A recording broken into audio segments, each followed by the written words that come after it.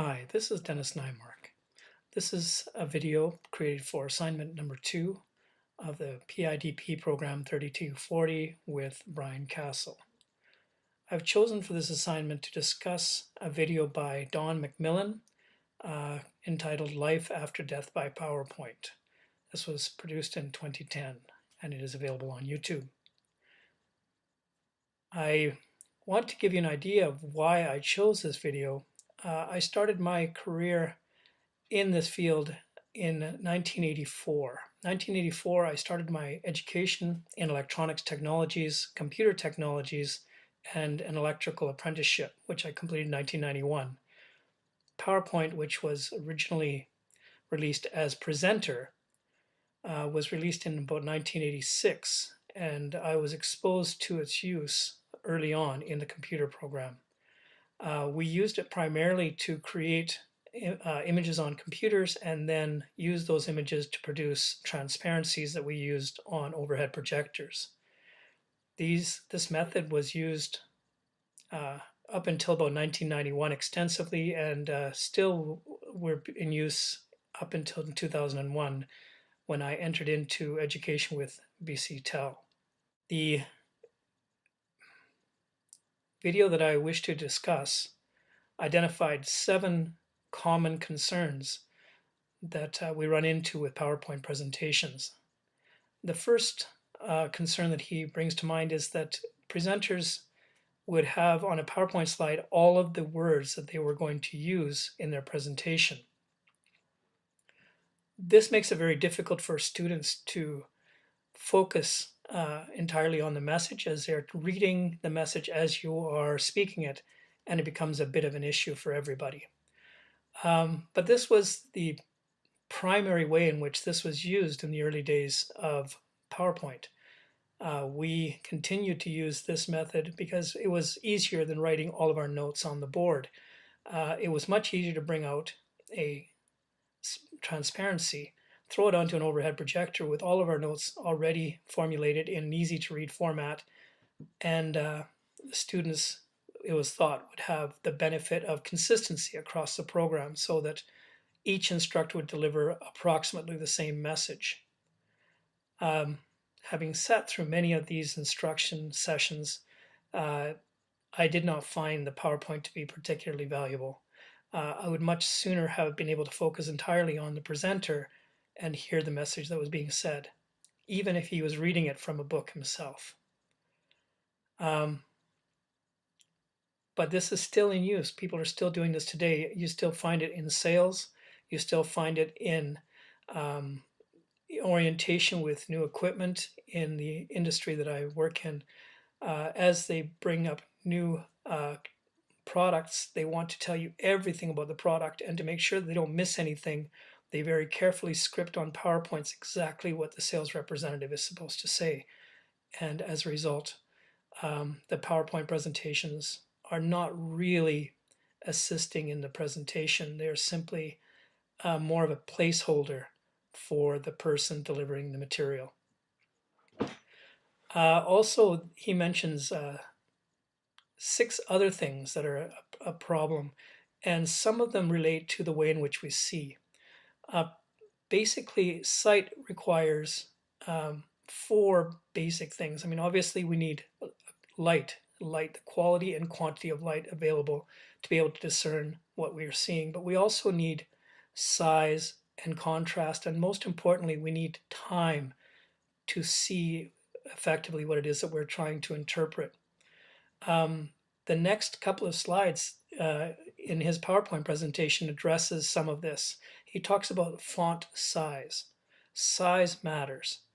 Whatever it is that you wish to be of prime importance on your PowerPoint presentation should be the larger of the fonts.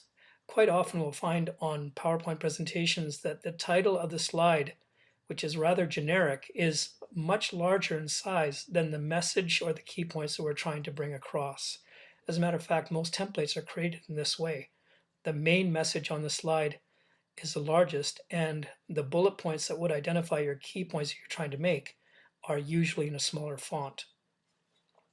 So that addresses size, but he also talks about the style. the style of our fonts. So he says that the style will identify how you are, the kind of person that you wish to be seen as. But it goes further than that. It also goes to being easily able to interpret the message on the slides. A small font with an obscure style of font might be very difficult for some people to read. Some fonts run into each other like script and can be quite comfortable to read. Others are quite jagged and rough and sometimes not easy to read as a sentence, but may make excellent key points for people to understand. Um, the other thing that we have to consider is color. Color elicits an emotional response. Color is part of the quality of light, along with diffusion and glare, but color also elicits an emotional response. Some emotions come out, such as red is a very aggressive color and makes you feel strongly about something, whereas blue is a very calm and controlling color. Things, you feel like things are under control, you feel comfortable. Big Blue was not chosen by accident by IBM. IBM chose Big Blue because they wanted to be the company that was seen to be in control of their industry. Yellow can be very bright and cheerful, can be very fun and light. And green has a contrasting message. It can either mean unhealthy or healthy, but it generally relates to health, and it usually relates to life. And so we have to consider the colors that we use as well. I've just brushed on a few of them, and of course there's lots and lots of different shades that we can utilize that will matter. The other thing about color also is contrast, and contrast is another thing that we require to be able to see effectively. So we have to be aware of providing enough contrast so that we can see effectively. If you write orange font on a red background, your script will be lost. You will not get the message across. People will not have the time to discern the orange on the red. However, if you were to say put orange onto a purple background, the contrast would be sufficient for you to make out the lettering quite effectively. We also talk about background colors, and we usually want the message to be the primary focus, and so the majority of light should be coming from your message, not necessarily from your background. So anyways, this part about fonts to me speaks to the quality of our ability to see and to interpret information. He also talks about the caps, the use of capital letters, all small letters, all capital letters. It doesn't really matter in and of itself if the size of the letters are adequate, but if you write in all caps, people will assume that you're shouting at them. And perhaps shouting isn't what we need to be doing in the classroom. All small letters might make you seem insignificant or shy, but that can again be addressed by color and size. But just to be aware that perhaps all caps is not the answer. We also have an issue with bullet points. He identifies that we should limit the number of bullet points, and he does it beautifully in the video. And as a matter of fact, there's a limit to the number of bullet points you can use on a video. I didn't even know that there was a limit to the number of bullet points that were available in PowerPoint. However, excessive bullet points takes away from the message. We should limit the number of bullet points on any slide to ideally no more than 5, but certainly no more than 6 bullet points on any one slide. It shouldn't be beyond a number that you can recognize immediately with your eyes without having to count. So 4 would be great. 5 would be pushing it a little. 6 is the extreme. We shouldn't go beyond 6 bullet points on a slide. It's okay to use more slides. It's okay to break a message up and to present it in multiple slides. We don't need to put everything onto one slide.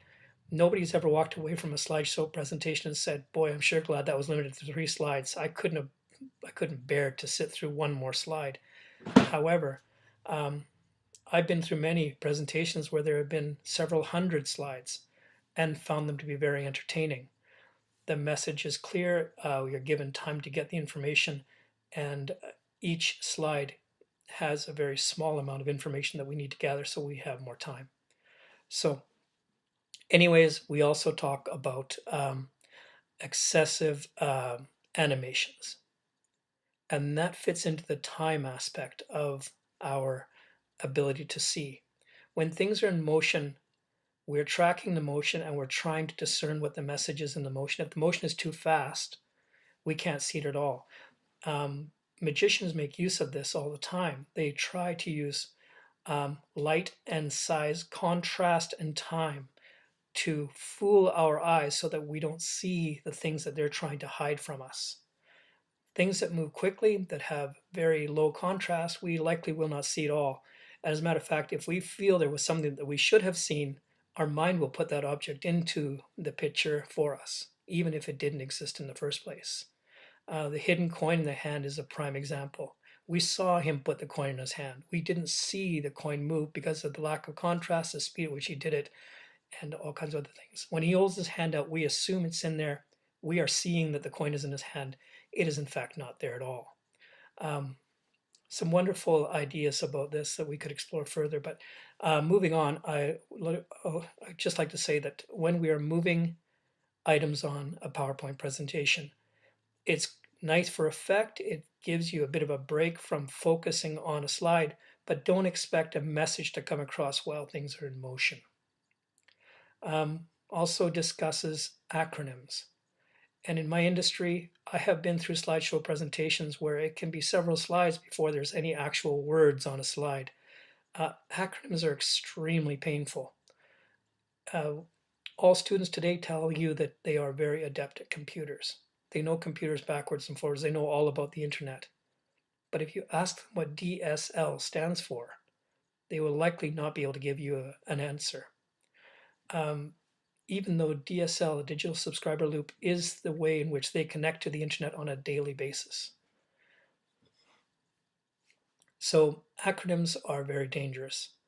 You're not communicating if the other person is not understanding you. So be careful about the use of acronyms, and make sure that if you do use acronyms on the first occasion, make sure that people understand what it is that you're talking about. He discusses as SAOD, which is the severe acronym overload disorder. I'm afraid that this exists in a very big way in the computer industry. And the last thing that he talks about is the use of graphs and charts, spreadsheets, organizational charts, all kinds of fun stuff. We just recently had to go through a organizational poll, as it were, as to how we felt about our working conditions, about our working partners, about our support in our system, and about all kinds of other wonderful things that they should be asking us about. And this was all taken in by a third party and put together into a format that could be shared with the employees, and all of the employees together were brought into a room in their own departments, and all of this wonderful data was shared with us so that we could all know how our fellow employees felt about the company, about the nature of our relationship with our students, about the nature of our relationship with our administration and with each other, and with our support and all this kind of wonderful stuff. We have a group of about 100 participants, and of those 100 participants, we had about 20 people that actually went through and filled out this paperwork. Not all of them filled out all of the questions. Some of the questions, I guess, they felt were too on the nose and would identify them, and so they would lose their ability to be anonymous. And so as we went through this presentation, we were subjected to some really wonderful graphs. We saw pie charts where only 2 people had responded to a question, and they took opposite sides of it, and it was shown on a pie chart as half the pie chart felt this way and the other half felt the other way. We had many, many lovely charts and very many lovely graphs showing the progress over the last 2 of these questionnaires that had gone out. They showed it in line charts, showing the progression either upwards or downwards as a result of these questions.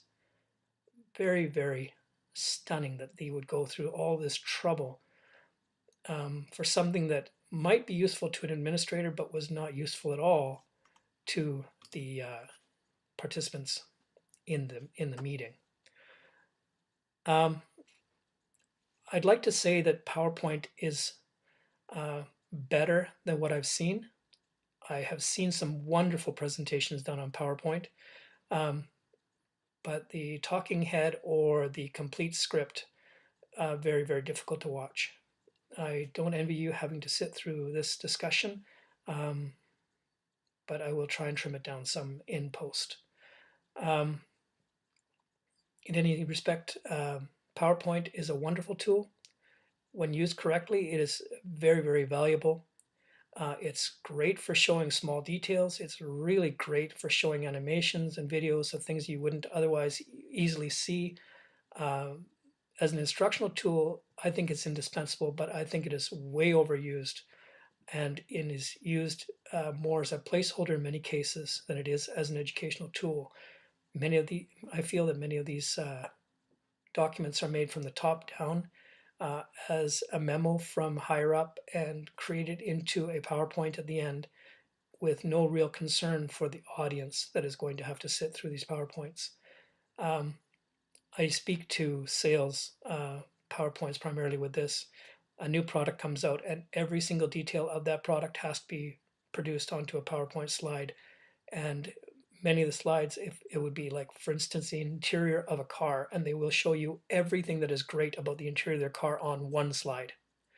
And everything is good about the exterior of the car on one slide, and they will not leave out any details because any one of those details might be the deciding factor for choosing one car over another. Painful to sit through these sales presentations on PowerPoint, painful to take part in creating them too, I'm sure, for the people that are delivering them. But anyways, thank you very much for your time. This has been Dennis Nymark speaking to you on life after death on PowerPoint.